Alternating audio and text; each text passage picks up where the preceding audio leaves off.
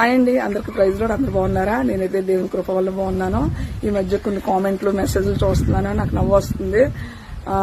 కొంతమంది మరి అనకూడదు కానీ వాళ్ళ సేవలో ఉంటూ పక్క వారి గురించి మాట్లాడడం అనేది చాలా తప్పండి. మనం ఒకవేళ ఆ బిడ్డ తప్పు చేస్తే ప్రార్థన చేయండి, మారాలని, అంతే తప్ప మనం ఎవరమండి అనటానికి?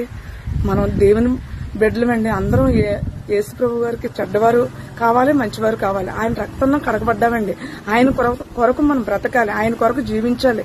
మనకు మనమే దెప్పేసుకొని మనకు మనమే ఈదిలో పడిపోతే ఎంత అసహ్యంగా ఉంటుందండి. ఇంకెవరు మారుతారు? ప్రభువు గురించి సువార్త చేయమంటే ఎందుకు వచ్చింది ఈ మాటలండి? సో ఇప్పుడు నేనున్నానండి, సపోజ్ భోజనం చేస్తాను, అందులో 2-3 కర్రీస్ ఉంటాయి, తింటాను. ఆ రుచి అంటే నాకు తెలుసు, మీకు తెలియదు కదా. ఎవరి ఆత్మీయ స్థితి వారికి తెలుస్తుందండి, పక్క వారికి తెలియదు. సో ఎవరిని తప్పుపట్టి మాట్లాడదు, ఎవరి సువార్త వాళ్ళది, ఎవరి టాలెంట్ వాళ్ళది. ఇప్పుడు ఈ మధ్య ఫేస్బుక్, ఇన్స్టాగ్రామ్ వచ్చింది, ఎవరికి